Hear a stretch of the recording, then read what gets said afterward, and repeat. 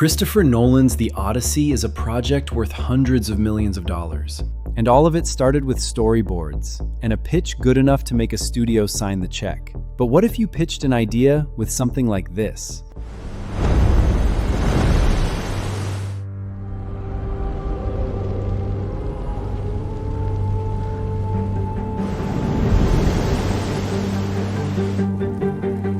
Come back to me.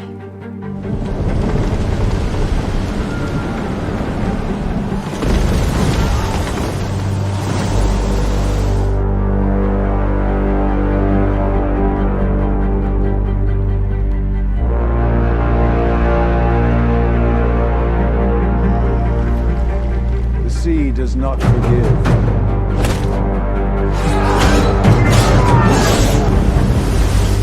Then I will outlast it!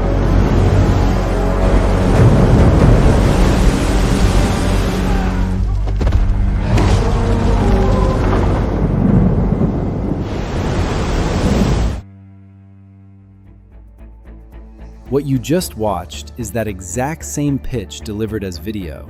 No camera, no actors, no set. I made it myself, alone, in under 30 minutes, using two completely different methods. One where I let AI handle everything, and one where I sit in the director's chair and work through it step by step. I'm going to show you both processes, start to finish, and by the end, you decide which one you'd use on your own project. We are going to use invideo, and specifically its Agent 2.0. And the reason it's different isn't that it generates images or video, everybody does that now. It's that it lets you assign specialized agents by task. Need a storyboard? You used to hire a designer. Now you have an agent. Need cinematography, casting, locations? Same thing. And here's the part that matters most. You stop having to learn prompting methodology. You direct, the agent handles the technical side. And yes, this video is sponsored by invideo, and that's exactly why this isn't a polished demo. It's a real production test, including the parts I had to fix. Check the link in the description to learn more about invideo. Now, let's get started. Method 1, Autopilot. I give it one single detailed prompt. Theme, story, characters, look and feel, and a sequence of scenes that are non-negotiable. Then, I don't touch anything again. I only supervise. Method 2. There's a director in the room. Real pre-production. Casting first, location second, storyboards approved shot by shot, and only once all of that is locked do I greenlight video. Let's start with method number 1, Autopilot. This is my prompt. Technical specs, theme, characters, a description of the scenes I need to see, and the look and feel I want for the film. One single message. And the first thing it does isn't generate anything. It reads my prompt and builds a project library file. This matters more than it sounds. On other platforms, you are the library. You've got a folder of downloaded assets open on your second monitor, you're attaching references by hand, and you're re-explaining context every 5 minutes. Here, every time I change a location, every time I adjust a detail on a character, the agent writes it into that file. Consistency stops depending on my memory. Step 1, characters, and it builds the character sheets, which in my opinion is the single best method that exists for holding consistency. But look at the real detail here. Normally, no matter how detailed your prompt is, every character sheet comes back with a slightly different layout. Here, character after character, the format and the layout are identical. That's not cosmetic. That's what makes the references actually work later on. Step 2, locations. And this is where I check whether it's really listening. I ask for lighting from natural sources only. Zero artificial light. I asked for a desaturated image, cool blues on exteriors, warm tones on interiors. Got it. Step 3, storyboards for every scene I asked for. This is what separates a professional workflow from guesswork. Instead of jumping straight to video and praying, it pre-visualizes every frame and every movement before spending a single generation credit. In fact, if you wanted to, you already have your traditional pitch right there. These storyboards are ready to present. But watch this. The agent rejected one of its own generations. It runs a quality check at every step. It caught a shot that didn't match what I had specified, and it regenerated it on its own, without asking me. Now the storyboard is exactly what I asked for. Now video. It picks Seedance 2.0, which right now is the most capable model out there. And it picks 1080p. As Seedance climbs in resolution, coherence goes up with it, and so does the quality of faces and text, but you pay for it in time. And here's what surprised me most. You open the panel on a generation and you can see the prompt and the references. First reference is the storyboard. Makes sense. But it doesn't stop there. It also attaches the character sheets and the locations. It isn't expecting one small frame to carry all the context. It's building consistency in layers. I asked for a trailer running 45 seconds to a minute, and with 3 15-second generations, it already has all the footage. And this is normally where your real work begins. Download everything, import into Premiere, and start building. Because until you see the whole thing together, you don't know what's missing. With Agent 2.0, there's a feature called Slate. It's a video editor built into the platform.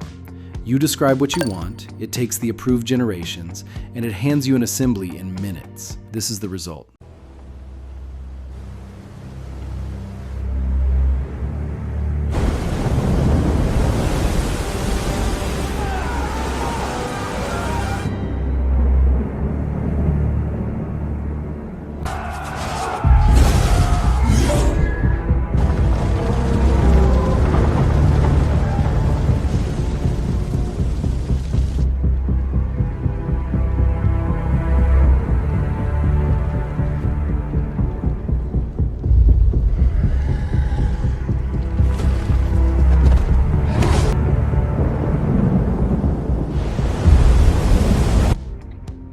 Honestly, strong work. Yes, I gave it a very detailed prompt, but I contributed almost nothing manually, and the result is about 80% of where I wanted it. Now for the second method, it isn't that one is better than the other. It's that one hands you a result and the other hands you control over every decision. Let's go look at it. Complete change of strategy. My opening prompt is now minimal. Theme and characters, nothing else. The Odyssey, with 4 leads: Odysseus, Penelope, Poseidon, and the Cyclops. But here's the real difference. Every time it needs a decision from me, it opens an approval menu, and that menu changes depending on which stage we're in. Right now, these are casting questions. What look and feel do I want for each character? I requested medium shots of the characters before generating character sheets, and here they are. Some convinced me, some didn't. Take Poseidon. I like him, but he looks far too close to Odysseus. So I send the note. More gray in the hair, a heavier beard, and this is the result. Now we're talking. Let's talk about locations. I'm picturing 4.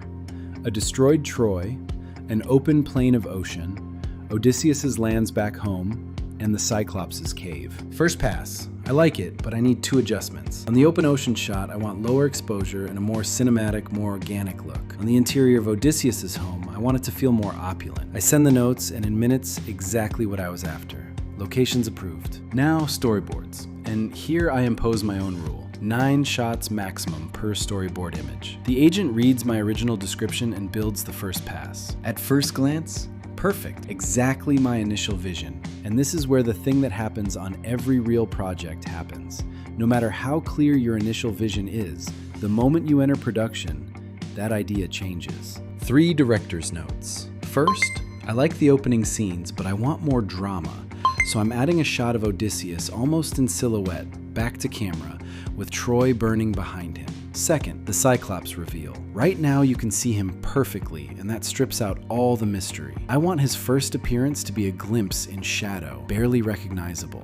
And while I'm here, I start wondering whether the trailer needs dialogue. I think it does, but I don't have a line in my head, so I asked the agent to propose them based on the tone of the trailer. It suggests 3, 1 for Poseidon, 1 for Odysseus, 1 for Penelope. Approved. With everything locked, green light to video. Videos are done, I review all 3, and I have a note. Odysseus's line is delivered in an environment that's far too calm. I picture it in the middle of the ocean, on his ship, with a storm on top of him. I send the change, and this is the result. And I will outlast it! This is ready to walk into a room as a pitch, exactly as it is. But I got curious about what an editor would do with this footage. And this is the result.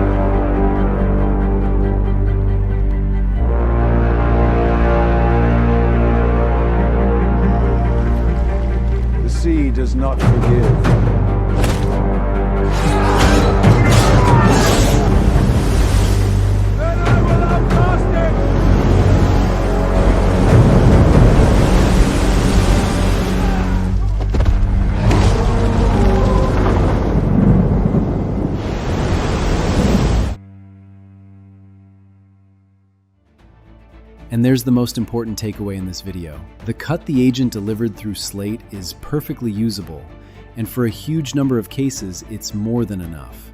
But that last layer, taking the material and lifting it with judgment, with craft, with years of knowing exactly where the cut goes, that's still ours, and that's the fun part of the job. I've tested a lot of platforms, and believe me, it's a lot.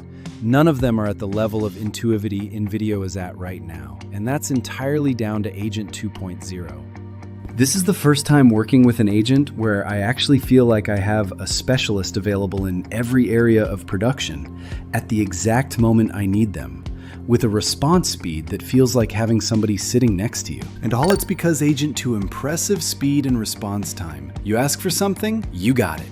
And that's what makes it the right platform for creatives, for directors, for filmmakers, for anyone who wants to raise the level of their proposals without having to become a technical expert in every tool. It lets you do the thing you're actually good at, directing. If you want to try it, the link is in the description, and there are a few surprises there. And tell me one thing in the comments. Which method would you use? Autopilot? Or do you take the director's chair? See you next time. Guy who played the Balrog? Super nice. The people who play villains are always so nice, aren't they? Honestly, they really are. He used to bake muffins and bring them to set. Do you two still keep in touch? No, he's since passed. Oh, I'm so sorry. Yeah, heart attack. The big guys like him, their size is really hard on a circulatory system. If you're over 10 feet tall, you need to be going to the cardiologist at least twice a year. It's tough for those gigantic folks to get health insurance, though. A ton of providers tell them that their size is a pre-existing condition. That about sums up American healthcare.